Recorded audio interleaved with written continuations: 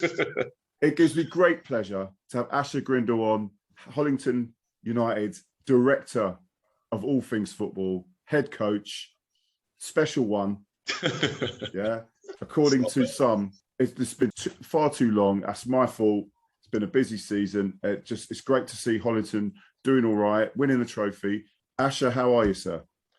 Not too bad at all, mate. It's been a good week. Thank you for having me on, mate. And you don't ever have to ask me twice to talk about football. I'm sure a lot of my players will just tell you how busy I am when it comes to that. But I'm happy, mate. Obviously, first season culminated with a trophy. I couldn't ask for a lot more than that. I think obviously we just mentioned before you went live about how I took over and the circumstance and stuff like that. And it was pretty out of the blue, to be honest.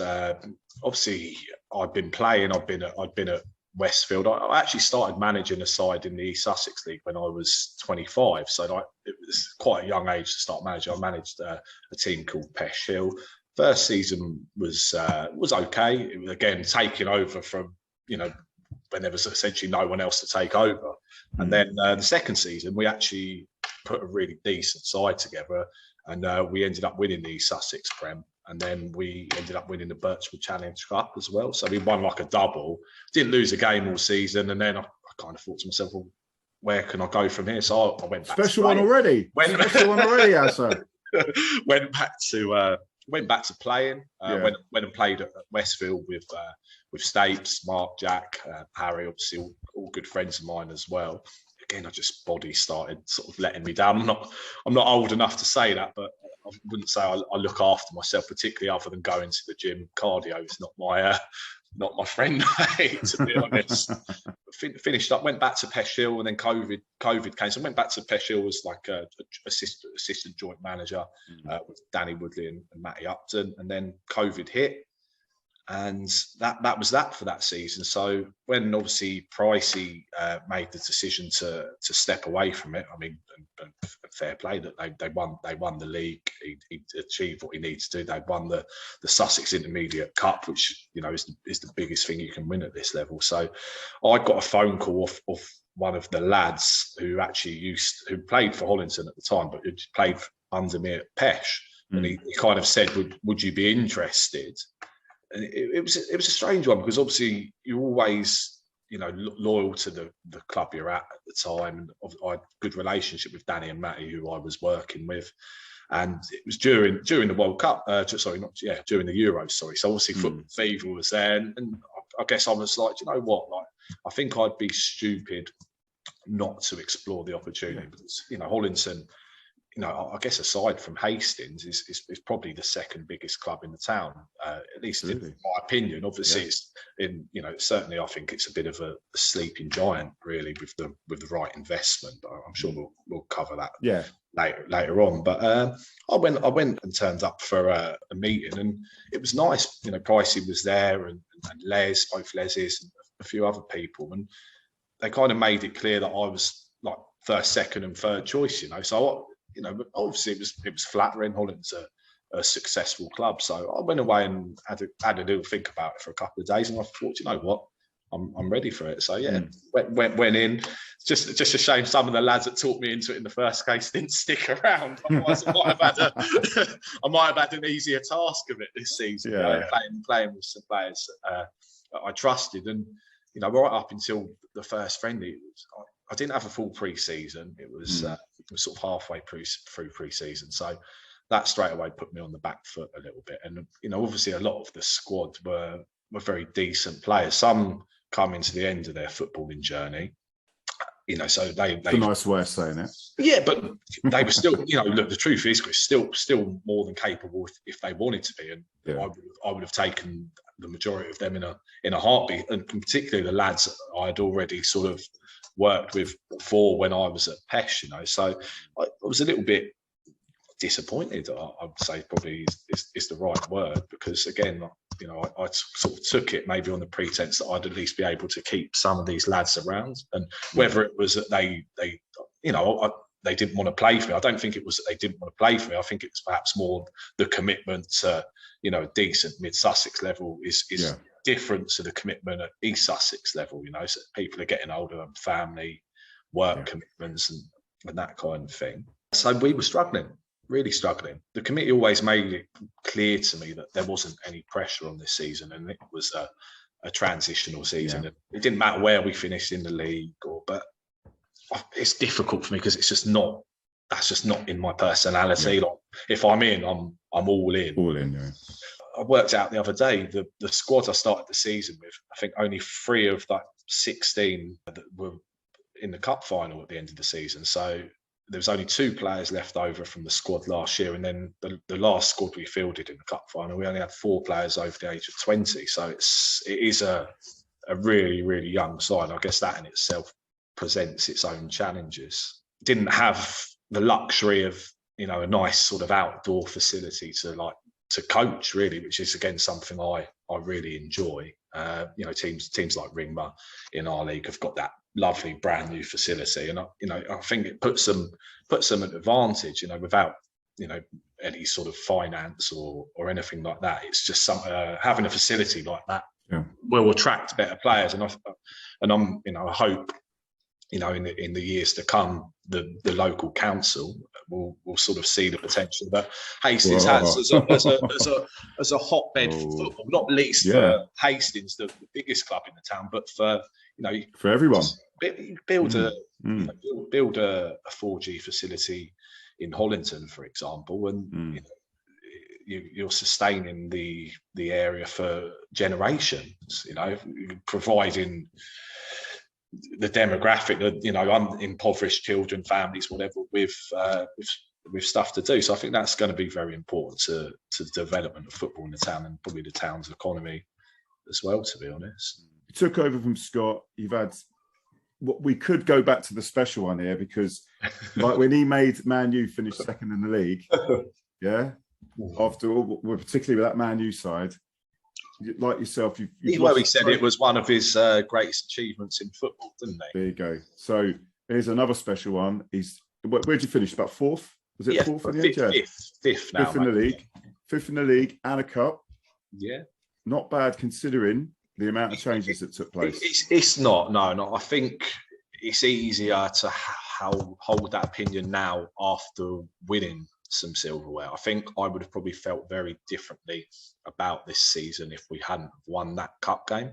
A game that we deserved to win by all accounts as well. I think we were definitely the better side on the night. In fact, we were actually very good in the cup in the majority of the games that we played in it. So that it was it's a strange one. I think we made a lot of progress this year. Again, I have to sort of take back. My problem is I think sometimes I seem to focus on the mistakes and maybe sometimes dwell on things. And at times I've been able to maybe call on more experienced people like Pricey, for example, or Ross, my assistant, who just put things into perspective and remind me that Rome isn't built in a day. And sometimes, you don't try and run before you can walk. So we've achieved a lot. I thoroughly enjoyed it.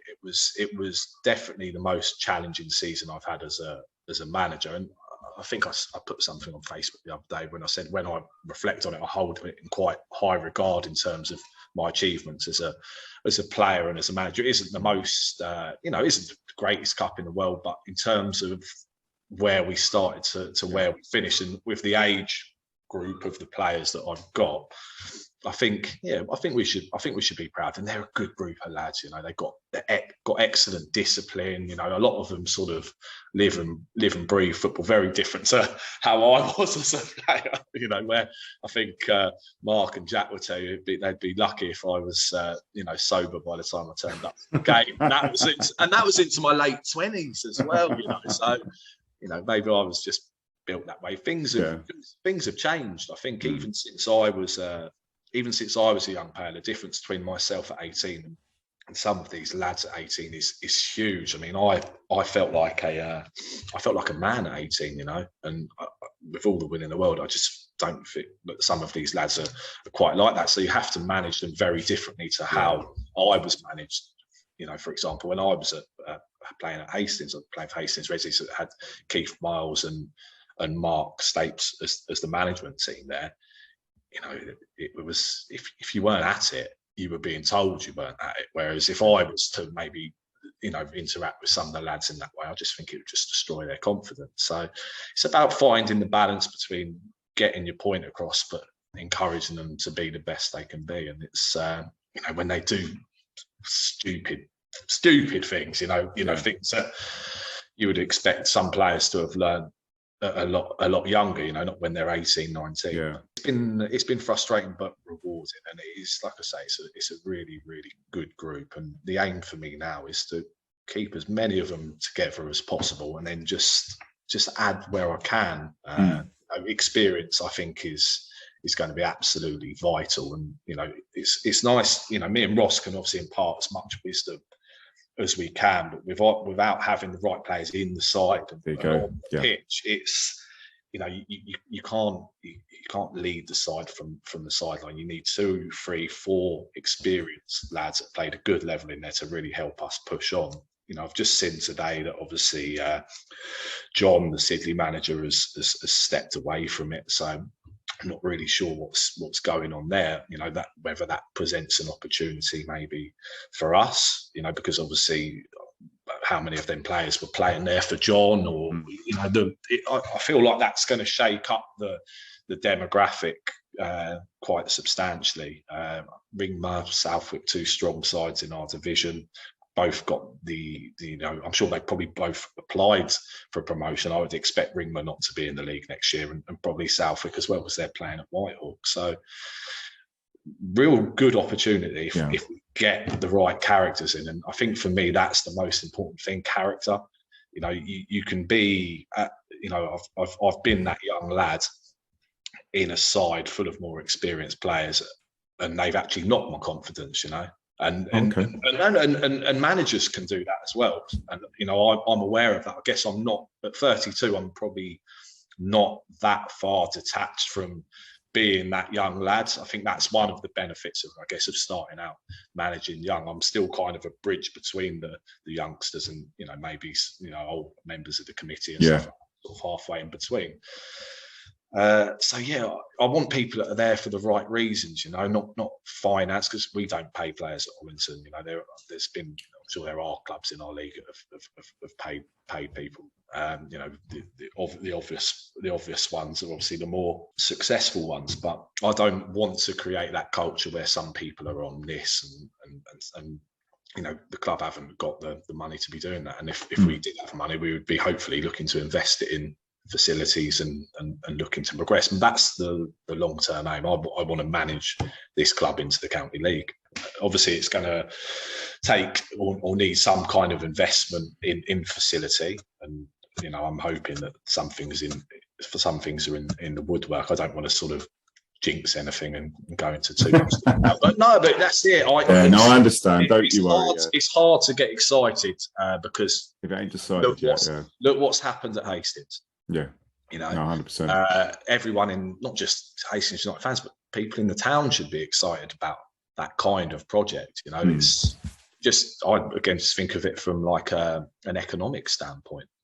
It's going to be, it's just a no-brainer. It is a win-win. So I really hope that that's something that's being addressed, and something I'm sure you guys have spoken about a lot. Again, I don't understand it in terms of what this town is, as you say, desperate for facilities, and has been desperate for a number of years as well. And it's a shame that, I'm going to sound a bit negative here, but the council are quite happy to build posh boy cafes and things like that. That sort of stuff gets the go ahead. But like things for normal people, facilities that are going to help everyone, not just whatever team, be it Hollington, Hastings, whoever. You know what I mean? It's just a shame that it comes to, they're quite happily shout about the Hastings Contemporary, they do all that, all that art nonsense. Yeah, a lot of stuff for the DFL, but not a lot. I'm a DFL. I'm 22 years now. I've been down here, but within reason, though. And it's not. I won't. I'm not a DFL. I don't count, mate. You don't no fucking money. Got no fucking money, mate. Look, Hastings is a town on the up, so again, I understand why they would want to invest in certain things to improve almost the image of what has been known as a struggling seaside town. I think now it's pretty quirky, but for me as a lover of football, I think it's absolutely imperative to this town. I really do, and I just can't think of or see any reasonable and rational logic why this wouldn't be a priority for the council. I'm not just talking one facility for one club. I think, if the money's there, then Hastings is a big enough town for you to build 2 of these facilities, I mean, is Hollington, I mean, you don't need to say, but is Hollington, I mean, because obviously the leader of the council's a Hollington, he's quite council of Hollington, isn't he? Yeah, so you've got any conversations with him? I mean, it's good to have conversations. It is, and I'm not even on the committee at the club at the moment. It was my first season. I was just getting my feet under the carpet. I'd certainly like to be on the committee next season, and I enjoy all aspects of football. I'm kind of a student of the game, and obviously understanding the finances and stuff like that gives me a better idea of how achievable my sort of long-term goals are. And I'm confident that the club and myself and everyone on that committee all share the same vision. And I look at, in terms of what I want to do, like I say, managing the club into County League, I look over at what Lighty's done at Bexhill, and he's had kept a group of young lads, hungry young lads, together. He's coached with them, he's worked with them, he's obviously added the right qualities. They've progressed up the divisions, but they've just had the season of their lives now at a decent level, and they are just a very, very decent side. And and again, I use that as an inspiration. It's, you've got to draw, and that's just someone that I talk to, and someone at a club that's only down the road. So you're spot on. You've obviously done your homework with the council, because I think the local councillor was the councillor for Hollington. It sounds like he's football mad. So I think there's been like a. Well, let's see how football mad he is, Asher. Let's see. This is it, and I get it isn't one man's decision, and I guess we all have to remember that. I'm sure there's plenty of people on that council that want to make things happen. But I would love, for the Gibbons to be turned into a real community hub, because Hollington United community. It's lovely there as well. And community is always going to be at the heart of teams like that who represent an area of the town. So if there was to be a 4G on there, I think it would be fantastic. And obviously, for my personal ambition, it would allow me to fulfil them with this club, which is what I want to do. There is a long-term plan. I've sat in a committee meeting, and I'm hoping that there's investment there. Certainly, people are willing to look into it, and even just exploring the idea is progress. I've got my own ideas, not quite as grand. I want a minibus for away games next season and stuff like that, but that can be secured, with sponsorship and stuff like that. So, I'm happy that they're going to kind of let me spread my wings and at least explore the things I put to it. It doesn't just get shut down. And I think having a good relationship with the committee and chairman, etc., is very important for any manager. And I don't, despite you having your own ideas, I don't think you should look to go above and beyond the people that have been involved with the club for such a long time. I don't have any right to, after coming in for a year. The club's been going since the late 1800s. Who am I to talk?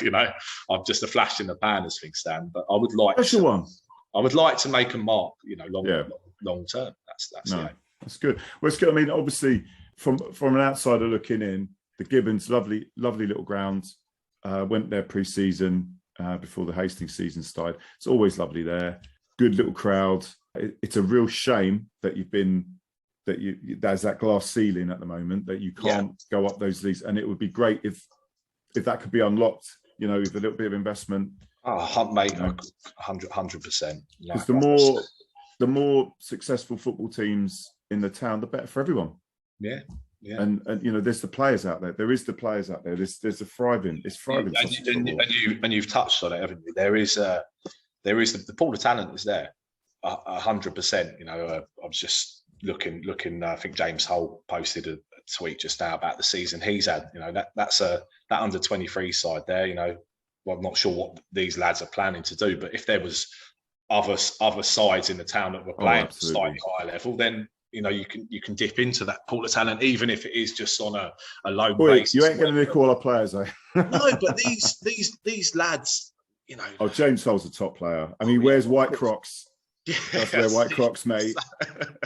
I mean, look, top player. You know, we're talking Hastings first team level in his instance, but there's lads out there that maybe aren't quite at James's level who need to be playing men's football, and who might go to a county league side, a county Prem side, but then they'll play 10-15 minutes here and there. And as much as it's nice to say you're playing at that level, are you really playing at that level? Are you really learning at that level? And I've managed to take a couple of lads this year from that kind of environment where they were maybe travelling in squads and playing for 10-15 minutes, and I've kind of given them a platform to play 90 minutes, and they're improving. And yes, the level isn't quite the same, but I guarantee in a season's time, after playing 90 minutes each week in the men's game, because these are young lads, we're talking 18, 19, 20-year-olds. The physicality is under 23s too. So, yes, the quality might not be the same, but the physicality certainly is. And actually, sometimes, you drop down a few leagues low, and things get a little bit more rough. Yeah, they're not as fit and they're not as technical, but trial by long ball, long throws, constantly having to win your headers, your 50-50s. So these lads are growing up in that sense as well, and I think it's been important for their football education. So I hope that, not necessarily that Hastings United, but just managers in general, remember that actually sometimes these young lads need to get their hands dirty. They need to take a few kicks and just to toughen them up, because like I say, the mentality from what I've seen firsthand is just not the same between a group of 18, 19-year-old lads 15 years ago and a group of young lads now, because they are used to academy football, 23s football, where it's very progressive, don't get me wrong, and there's, in terms of training, technique and that sort of thing, it's needed, but I think you need to find a balance. So I want to be a progressive coach, but of course it's very difficult to be progressive and build out from the back on a cow field. Whereas if I did have a Ringmer facility or something like that, and this applies to every single player or in every club in the town. If we really want to improve the standard of football as a whole, we need a facility to do that, community facilities to do that. So hopefully he might listen. Yeah. Leader of council. Come on, he's Hollington as well. Yeah, spot on. One thing I must mention is you've got the Wendy 28th of May, isn't it? Yes. I mean, do you want to promote that a bit? I was going to do something for the podcast. Yeah, I mean, it's going to be a great day. Obviously, she was a very powerful woman. I had the pleasure of meeting her a few times, and I remember once when I was at Peshill, I had to go around her house to pay for someone to transfer from Hollington to Peshill at the time. She put the absolute fear of God up there. So, but she was Mrs. Hollington, and look, it's days like that make the club special, because you can pull on people past and present, everyone that's got a fond memory, everyone that's played, everyone that's been associated for the club. And obviously, whenever you're doing anything for charity, it's a good cause. Say no more than that, really. We want to raise as much money as possible, get as many people up there as possible. St Michael's Hospice, isn't it? That's the one, mate. So that's 28th of May at the Gibbons for Wendy. That's the memorial trophy, isn't it? So be there or be square, everyone. So in terms of sides, you've got. Is it going to be a Hollington A versus Hollington B? I'm sure there's going to be a legend side. So I haven't actually had a chance to really speak Dicko? Too much. Any chance of Dicko? Well, after last year, I think his little cameo towards the end of the season he counts as a Hollington legend, being a mid-Sussex League winner, doesn't he? So he does. Yeah, look, I'm really hoping that some good quality people want to be involved. We had a great event that all the All guys put on recently for Jason Callow down at the Polegrove as well, and the local football community is very, very powerful at the moment. It's very, very, very strong, and what Hastings have done, they've been able to tap into that as well, and seen these increases in attendances. And Hollington already do a a lot of great work. Dom's, we work closely with Dom's, which is such a well-respected and sort of nationwide, like nationally renowned charity now. So I'm pretty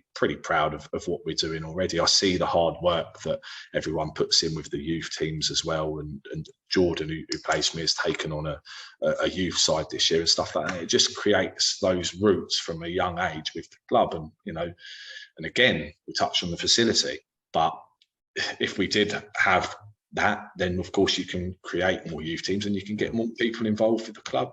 Asher Grindle, it's an absolute pleasure to catch up with you. Thank you very much, Chris, mate. I mean, I've already said it to you before, but the podcast from next season is going to be covering local football. So it'll be every week local football. So I will, from time to time, ask if you can send a little report in and we'll have it. There'll be a lot more swearing, I'm sure. Yeah, I don't mind that. Yeah, no, it's great. And it's great that you're doing good stuff with Hollington. Take care. See you next season. I'll catch you on Twitter. Yeah, spot on, Chris. All right, have a good one. No, take care. Yeah, cheers. Yeah, thanks, mate.